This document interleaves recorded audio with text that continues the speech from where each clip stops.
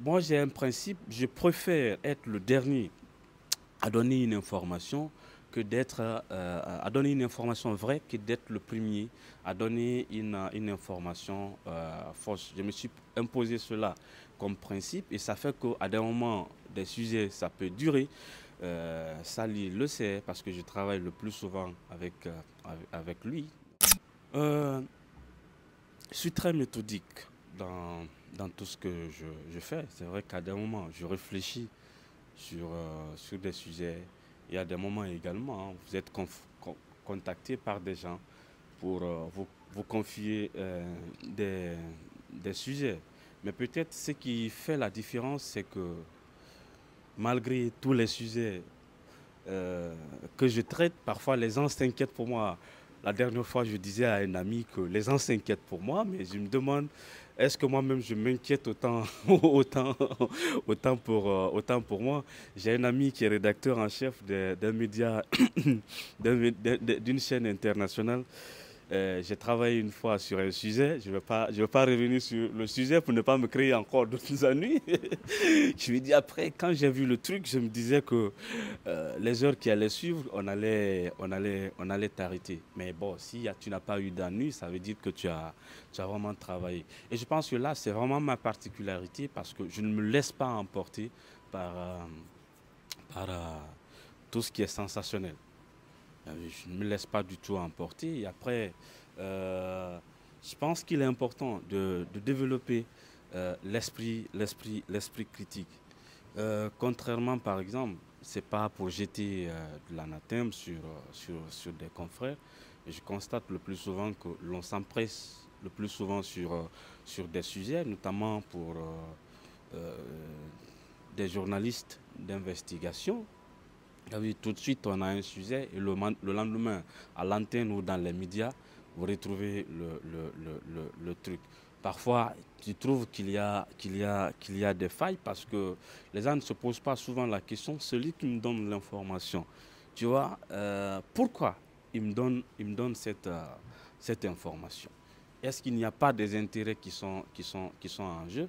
Tu as vu, moi j'ai un principe, je préfère être le dernier à donner une information que d'être à donner une information vraie que d'être le premier à donner une information fausse. Je me suis imposé cela comme principe et ça fait qu'à des moments, des sujets, ça peut durer. Sally le sait parce que je travaille le plus souvent avec lui. On travaille sur beaucoup de dossiers qui prennent à des moments des mois sans qu'on puisse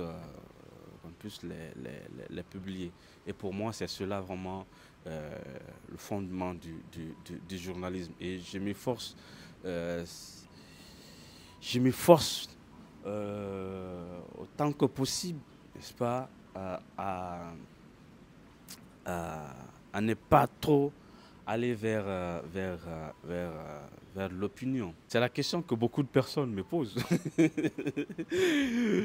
Mais après, c'est une décision prise depuis un certain temps. Beaucoup, j'avoue que les pressions, c'est tous les jours, c'est au quotidien. Non, viens à Conakry, viens s'installer.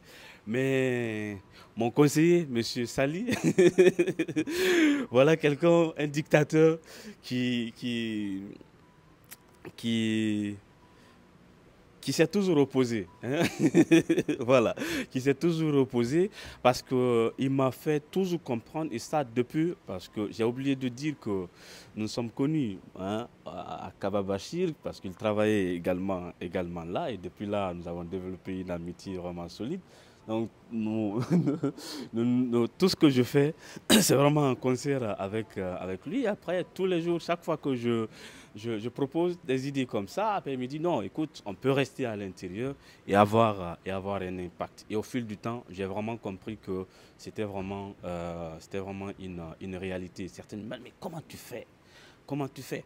Comment tu fais? Le journaliste, euh, c'est aussi son carnet d'adresse. Je ne vous apprends rien parce que vous êtes aussi des professionnels, mais constituer un carnet d'adresses solide, je pense que c'est quelque chose de fondamental pour un journaliste. Mais pas que. Il y a aussi la crédibilité.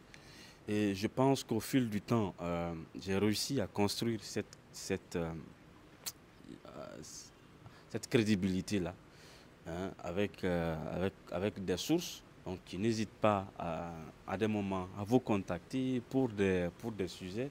Et je pense que tout cela a contribué à faire en sorte que parfois des sujets, je me rappelle la dernière fois, les gens me disaient non, il y a des choses qui se passent, même aujourd'hui à Zérékoré, mais qui ne te, t'as vu, tu ne t'intéresses plus, tu t'intéresses plus au truc. Même malgré le contexte que nous vivons aujourd'hui. Parce que tout ce que nous faisons, quand il y a de la passion derrière, je pense que c'est l'essentiel. Pour moi, le journalisme, c'est dans l'âme.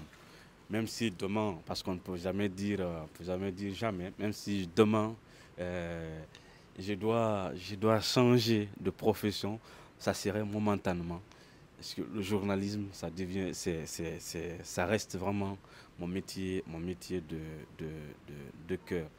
Donc, comme je le disais, malgré le contexte actuel de musellement de la presse et des journalistes, de restrictions ou de fermeture, hein, des médias, cela ne m'est jamais arrivé dans la tête. Au contraire, tu as vu, beaucoup ont pensé peut-être que la fermeture des médias allait être un truc. Mais après, faut se réinventer. Parce que, comme vous le savez, l'avènement du numérique ou le développement du numérique est en train de bouleverser pratiquement tous les secteurs d'activité, y compris le nôtre, le journalisme. Cette période a permis, et bien avant même cette période, de, euh, de se réinventer et d'aller vers d'autres moyens pour pouvoir continuer à informer. Parce que c'est ce que je sais faire. Je ne sais pas faire, je sais pas faire autre chose. Pour terminer,